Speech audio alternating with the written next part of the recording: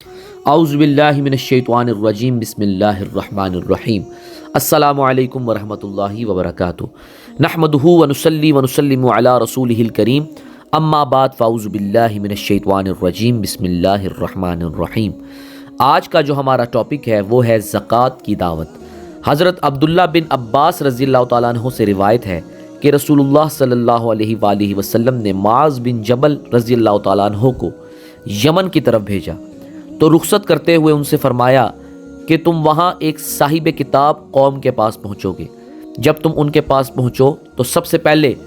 ان کو اس کی دعوت دینا کہ وہ اس حقیقت کو مانیں اور اس کی شہادت ادا کریں کہ اللہ کے سوا کوئی عبادت کے لائق نہیں اور محمد رسول اللہ صلی اللہ علیہ وآلہ وسلم اللہ کے بندے اور رسول ہیں۔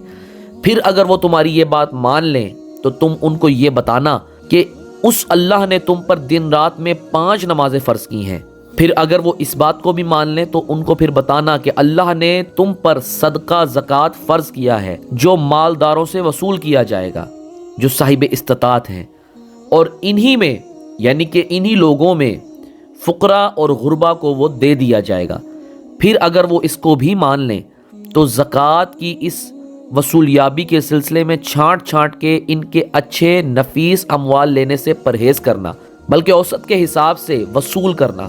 اور اس کے بارے میں کوئی ظلم و زیادتی کسی پر نہ کرنا اور مظلوم کی بد دعا سے بچنا، کیونکہ اس کے اور اللہ کے درمیان کوئی روک نہیں۔ وہ بلا روک ٹوک سیدھی بات اللہ کے حضور پیش کر سکتا ہے اور وہ قبول ہوتی ہے۔ زکوٰۃ ادا نہ کرنے کا عذاب۔ حضرت ابو ہریرہ رضی اللہ تعالیٰ عنہ سے روایت ہے کہ اللہ کے آخری رسول خاتم الانبیاء حضرت محمد مصطفیٰ صلی اللہ علیہ وآلہ وسلم نے فرمایا،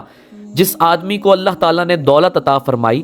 پھر اس نے اس کی زکوٰۃ نہیں ادا کی تو وہ دولت قیامت کے دن اس آدمی کے سامنے ایسے زہریلے ناگ کی شکل میں آئے گی جس کے انتہائی زہریلے پن سے اس کے سر کے بال جھڑ گئے ہوں اور اس کی آنکھوں کے اوپر 2 سفید نقطے ہوں۔ جس سانپ میں یہ 2 باتیں پائی جائیں وہ انتہائی زہریلا سمجھا جاتا ہے۔ پھر وہ سانپ اس زکوٰۃ ادا نہ کرنے والے بخیل کے گلے کا توق بنا دیا جائے گا، یعنی اس کے گلے میں لپیٹ دیا جائے گا۔ پھر اس کی دونوں باچھیں پکڑے گا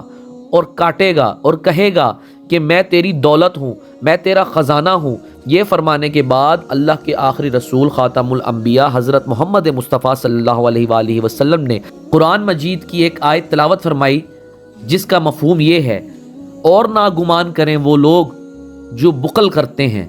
اور اس مال و دولت میں جو اللہ نے اپنے فضل و کرم سے ان کو دیا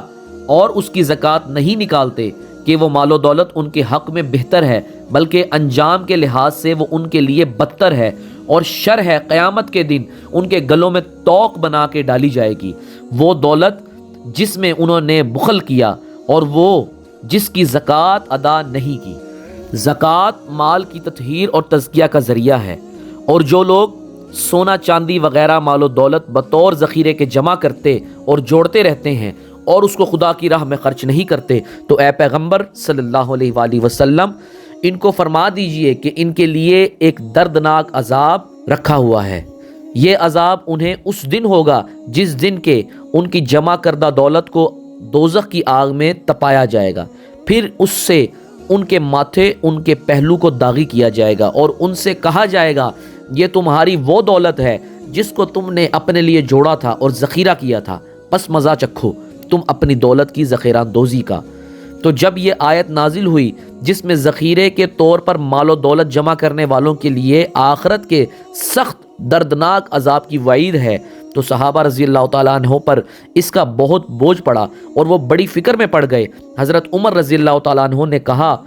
کہ میں تمہاری اس فکر اور پریشانی کو دور کرنے کی کوشش کروں گا۔ چنانچہ رسول اللہ صلی اللہ علیہ وآلہ وسلم کے پاس گئے اور عرض کیا کہ یا رسول اللہ صلی اللہ علیہ وآلہ وسلم، آپ کے اصحاب پر اس آیت کا بڑا بوجھ ہے۔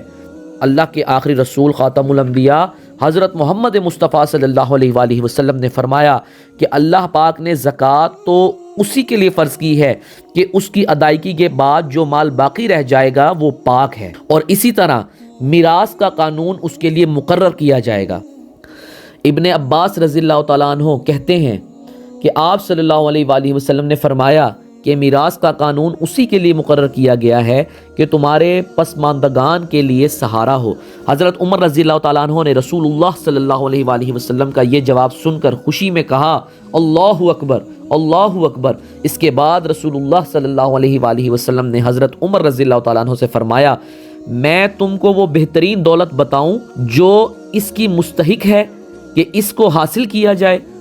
اور قدر کے ساتھ رکھا جائے، وہ نیک خصلت اور صالح زندگی والی رفیقہ حیات ہے جس کو آدمی دیکھے تو روح اور دل خوش ہو اور اس سے کسی کام کو کہے تو وہ اطاعت کرے اور اس کو انجام دے، اور جب شوہر کہیں باہر جائے تو اس کی عدم موجودگی میں اس کے گھر بار اور ہر امانت کی حفاظت کرے۔ اللہ پاک سے دعا ہے اللہ پاک ہمیں ہمارے مال اور دولت میں سے صدقہ اور زکوٰۃ ادا کرنے کی توفیق عطا فرمائے اور اپنے پیارے نبی حضرت محمد مصطفیٰ صلی اللہ علیہ وآلہ وسلم کے ہر فرمان پر عمل کرنے کی توفیق عطا فرمائے۔ امید کرتا ہوں آپ کو میری ویڈیو پسند آئی ہوگی۔ اگر پسند آئی ہے تو لائک کیجئے، کومنٹس کیجئے، شیئر کیجئے اور ہمارے اس چینل کو سبسکرائب ضرور کیجئے۔ انشاءاللہ اگلی ویڈیو میں آپ سے ملاقات ہوتی ہے۔ اپنے میزبان حافظ سید نعمان ہاشمی کو اجازت دیجئے۔ السلام علیکم ورحمۃ اللہ وبرکاتہ۔ Subscribe to my channel and also press this bell icon so you never miss any new updates.